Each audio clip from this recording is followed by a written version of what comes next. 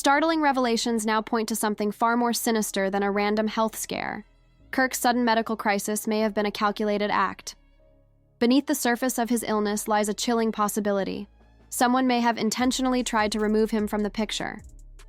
Stay with us as we peel back the layers of a disturbing mystery that might flip everything you believed about Kirk's condition.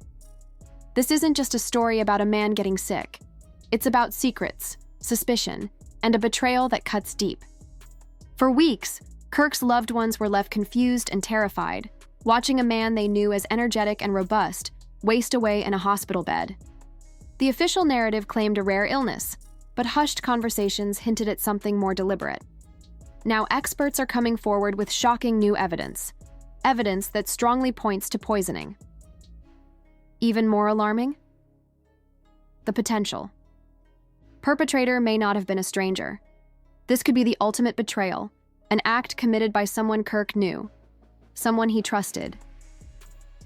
In this video, we'll take you beyond the headlines and into the shadows of this unfolding drama. We'll explore the toxic substances reportedly found in his system, scrutinize the bizarre details of his collapse, and question the people closest to him. What you'll uncover is a tangled web of deceit, motive, and danger. But the mystery doesn't end with poison. It only begins there. The biggest questions still hang in the air like smoke. Why was Kirk targeted? Who had something to gain from his suffering? Was this a long-brewing conspiracy or a hasty, reckless act? As we sift through the clues, one thing becomes clear. This is no ordinary case. This is a twisting, edge-of-your-seat journey through betrayal, trust, and the dark lengths some will go to in order to silence a man. And to understand it all, we have to start from the moment everything changed. Kirk's decline was as fast as it was baffling. One day he was thriving, the next, clinging to life.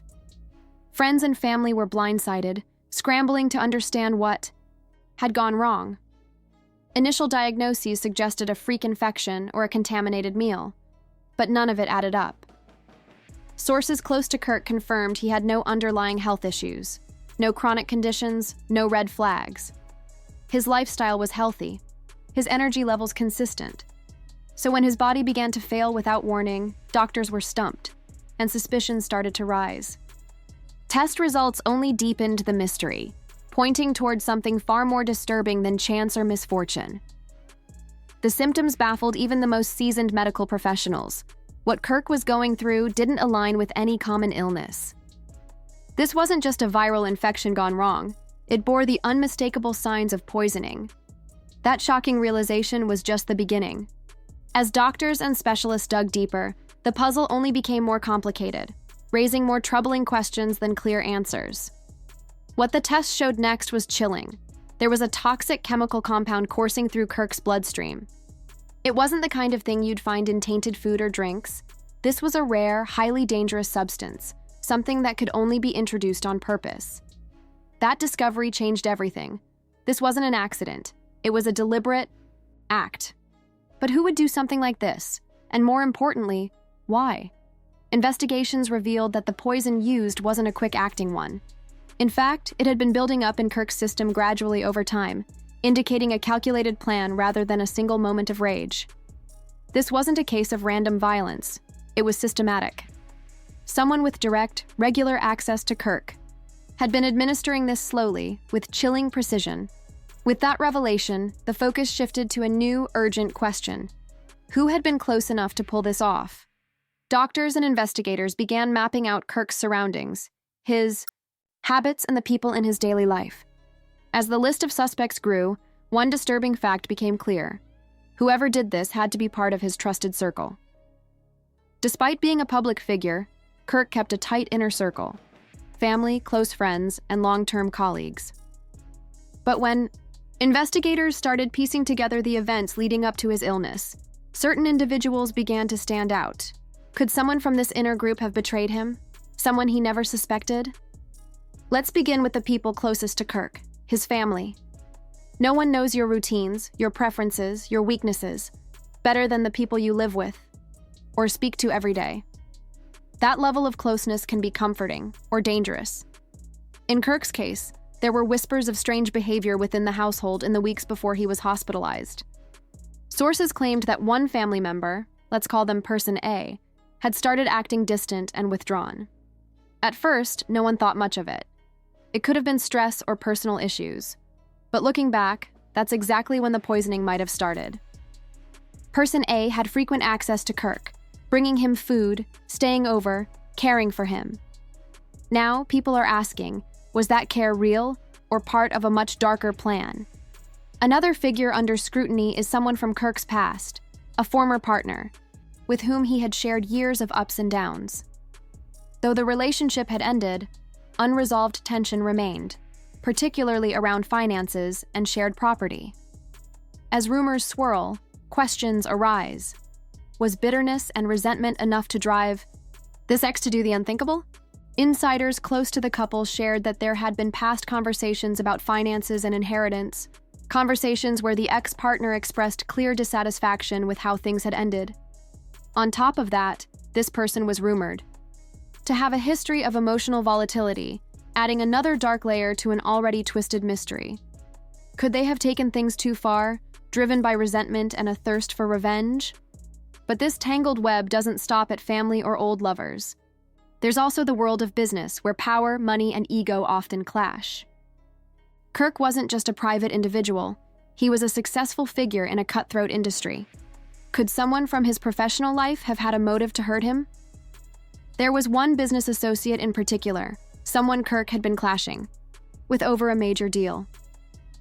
They had spent months negotiating, and the deal was poised to be career-defining for both parties.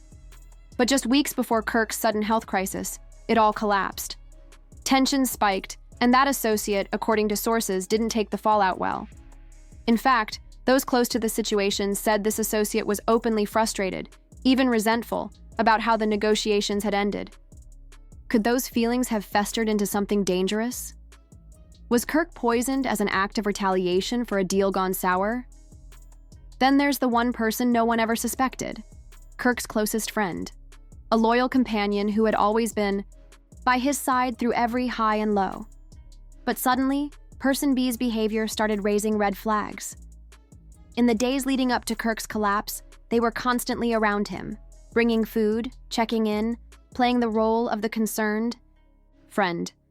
But several people noticed something strange. Their concern felt forced, almost rehearsed. Friends whispered about odd inconsistencies. Person B seemed too invested in Kirk's condition, asking questions, watching closely, hovering just a little too much. Was this genuine care, or something far more calculated? Trying to stay close, as if to keep tabs on him, Person B's actions became even more suspicious when details about their financial troubles came to light. They had been struggling to keep their business afloat, drowning in debt. Was it possible they saw Kirk's sudden decline as an opportunity, an opening to gain something from his misfortune? Could they have been desperate enough to go to such horrifying lengths just to fix their own life? As the investigation continued to unfold, one of the most critical questions emerged. What exactly happened in Kirk's final moments before he showed signs of poisoning? That one day, the day everything changed, held more clues than anyone realized. Were there warning signs? Subtle red flags? And most importantly, who was the last person he saw before his world spiraled into chaos? In the weeks before he was hospitalized, Kirk seemed to be living normally. He was still meeting with business associates, working on personal projects, and staying in touch with loved ones. Nothing appeared out of the ordinary, but it was the events of that single day, just before he collapsed, that changed everything. That morning, Kirk had a video call with business partners, discussing recent setbacks. He appeared stressed, but not unusually so. Afterward, he went to grab a quick lunch. Friends say that was the moment the shift began. A close confidant, someone who'd known Kirk for years, recalled him saying he felt off after the meal. Dizzy, uneasy. He decided to take a nap to shake it off, but he never got the chance. Just hours later, Kirk was found disoriented, sweating heavily, barely able to stand. His friends rushed him to the hospital, but his condition deteriorated rapidly. Doctors were baffled. What could have caused such a sudden and violent decline in someone who had seemed healthy just that morning? That's when the timeline became crucial. Medical experts concluded that the poison in Kirk's system had likely been introduced within the last 48 hours. That window narrowed the suspect pool dramatically. It aligned perfectly with the time he ate lunch and began to feel sick. So the next burning question was, who had access to him during those critical hours? Person A, the family member who had been around him the most, had delivered that very lunch. They had a long-standing pattern of being helpful when Kirk was stressed, often insisting on cooking for him. But one detail stood out. That D, the close friend, Person B, may have played a more significant role than anyone initially realized.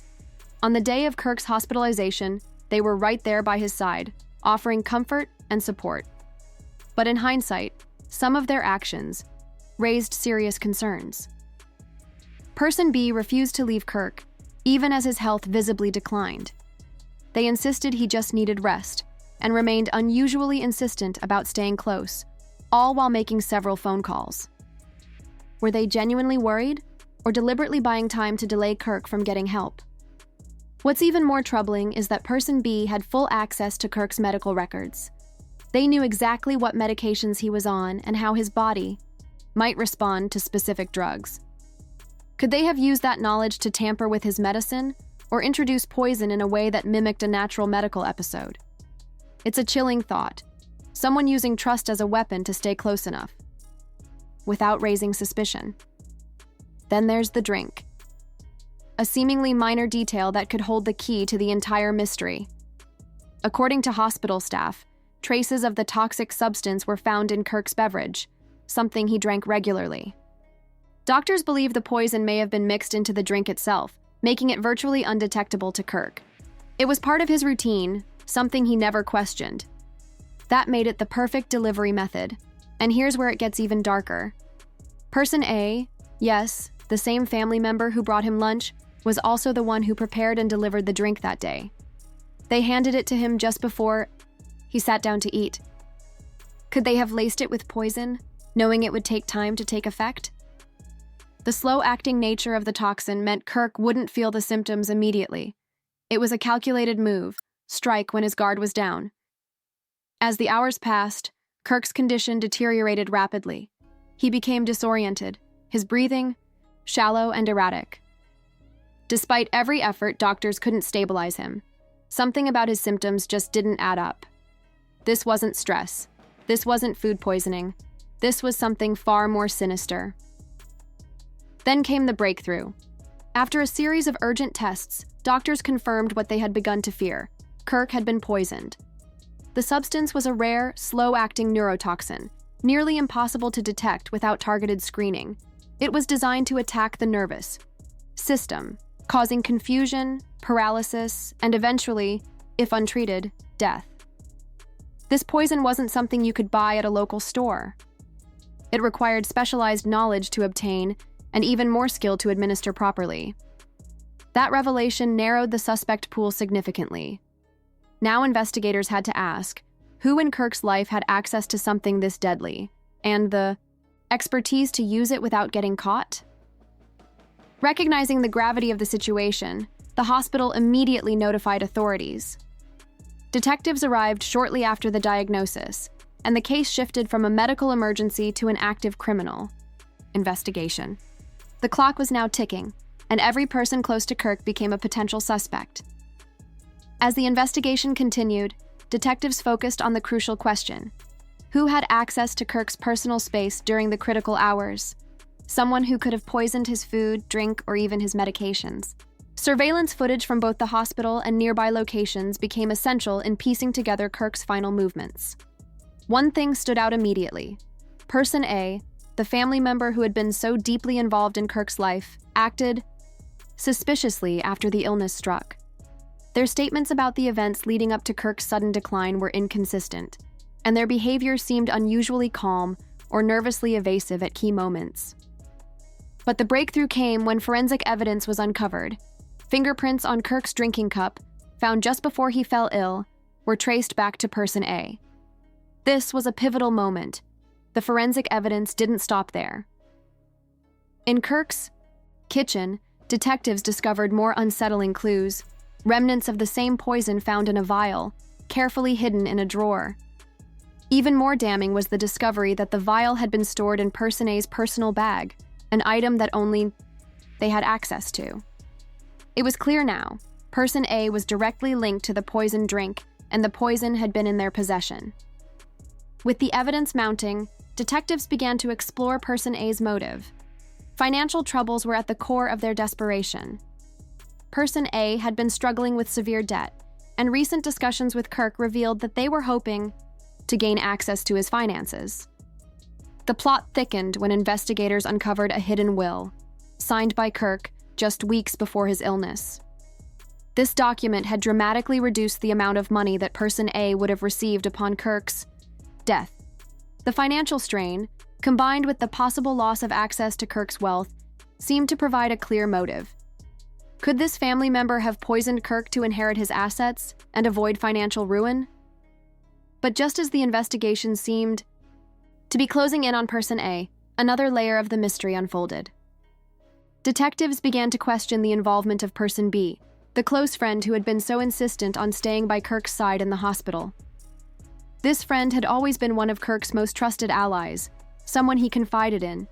However, as more evidence surfaced, Person B's behavior became increasingly suspicious.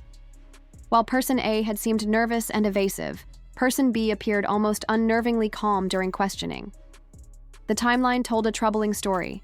Person B was seen by Kirk's side during the critical hours leading up to his hospitalization. After Kirk fell ill, Person B made several phone calls but couldn't provide details on who they had been speaking to. What raised further suspicions was the discovery that Person B had been in frequent contact with Person A during the same time period. Was this mere coincidence, or was there something more to their involvement?